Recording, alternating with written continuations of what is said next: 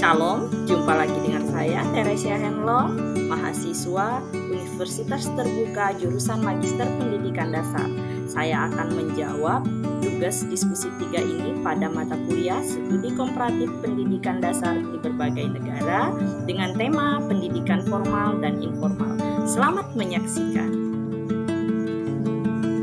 Oke, kita masuk pada pertanyaan pertama. Di sana, dalam konteks pendidikan dasar di Indonesia, bagaimana perbandingan antara manfaat dan tantangan dari pendidikan formal dan informal?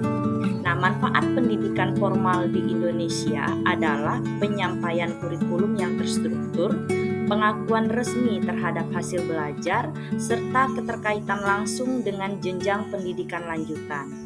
Pendidikan formal membentuk dasar literasi, numerasi, dan nilai-nilai kewarganegaraan siswa.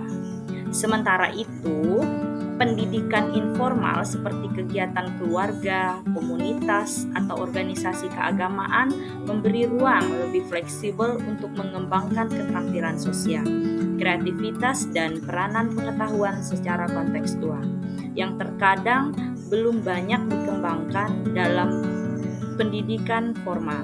Namun, keduanya memiliki tantangan. Pendidikan formal cenderung kaku dan fokus pada pencapaian akademik, sedangkan pendidikan informal tidak selalu standar dan sulit diukur efektivitasnya.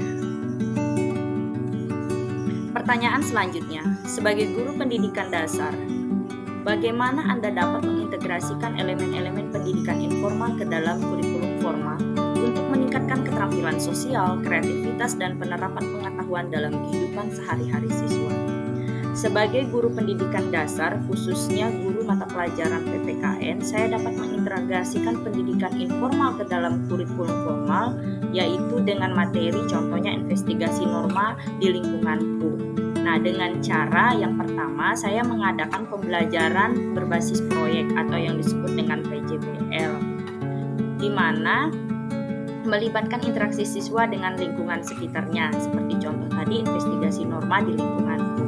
Ini menjadi tulang punggung dari seluruh unit pembelajaran. Proyek ini meminta siswa untuk menjadi peneliti sosial di lingkungan mereka sendiri.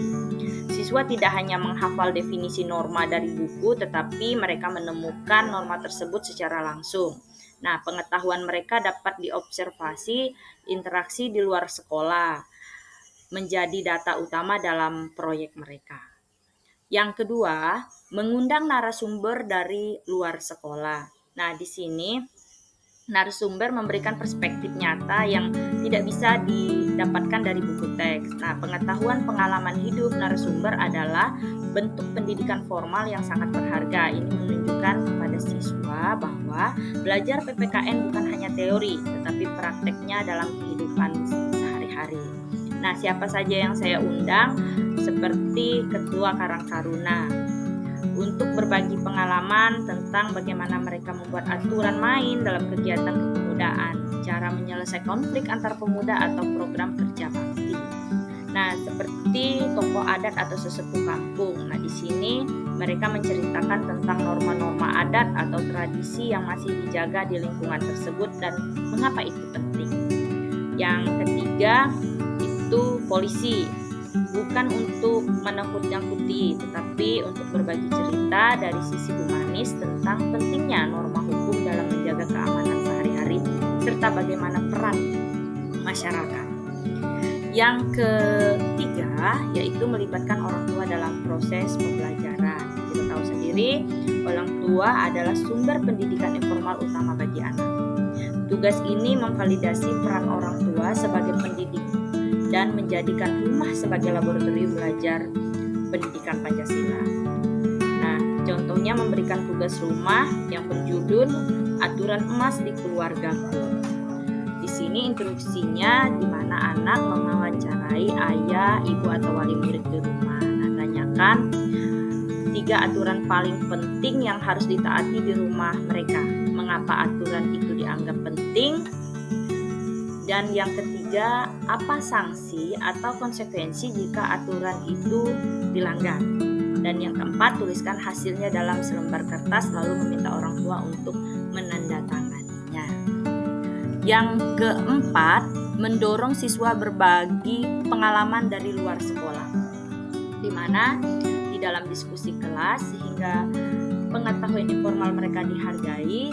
Cara termudah dan paling sering bisa dilakukan untuk menghargai pengetahuan informal siswa. Setiap siswa datang ke kelas dengan membawa segudang pengalaman. Pengalaman ini adalah teks hidup yang bisa menjadi bahan diskusi yang kaya. Kita masuk pada pertanyaan kedua, bagian A. Pendidikan formal dan informal memiliki peran yang sangat signifikan dalam pembentukan karakter dan keterampilan siswa di tingkat pendidikan dasar. Namun di Indonesia masih banyak anak-anak yang mengalami kesenjangan dalam akses terhadap pendidikan formal. Bagian A, sebagai guru, bagaimana Anda dapat berperan dalam mengatasi tantangan ini, terutama untuk siswa yang mungkin memiliki keterbatasan akses terhadap pendidikan formal. Nah, kita tahu sendiri peran guru dalam mengatasi kesenjangan akses dan optimalisasi pendidikan informal. Kesenjangan akses terhadap pendidikan formal di Indonesia masih nyata, terutama di daerah terpencil, marginal, atau pada anak-anak yang mengalami hambatan ekonomi dan sosial. Sebagai guru, saya memiliki peran penting dalam mengidentifikasi dan menjangkau siswa yang mengalami keterbatasan akses, baik melalui pendekatan personal, koordinasi dengan pihak sekolah dan pemerintah daerah, maupun menjalin kerjasama dengan komunitas lokal. Kita masuk pertanyaan kedua, bagian B. Bagaimana pendekatan Anda untuk memastikan bahwa pendidikan informal juga dapat memberikan kontribusi positif bagi perkembangan mereka?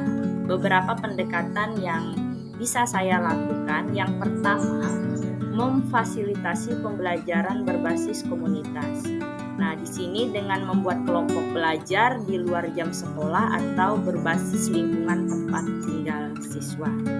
Yang kedua, mengoptimalkan media pembelajaran sederhana dan lokal, di mana agar siswa dapat tetap bisa belajar meski dengan keterbatasan akses internet atau teknologi.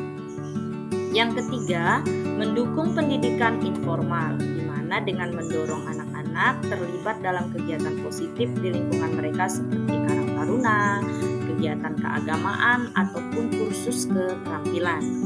Dan yang keempat, yaitu membangun kolaborasi dengan orang tua agar mereka menyadari bahwa pendidikan tidak hanya terjadi di sekolah, tetapi juga di rumah dan di lingkungan. Nah, dapat kita simpulkan, pendidikan informal dapat menjadi penopang penting untuk karakter, nilai, dan keterampilan sosial anak. Guru dapat berperan sebagai penghubung antara sistem formal dan potensi informal yang dimiliki siswa. Melalui pendekatan ini, meski tidak semua anak memiliki akses yang sama terhadap pendidikan formal, mereka tetap mendapatkan kesempatan untuk berkembang secara holistik. Nah, itu tadi materi yang dapat saya paparkan. Semoga informasi yang disampaikan dapat membantu dalam beradaptasi dan meraih pengalaman belajar yang menyenangkan. Sekian dan terima kasih.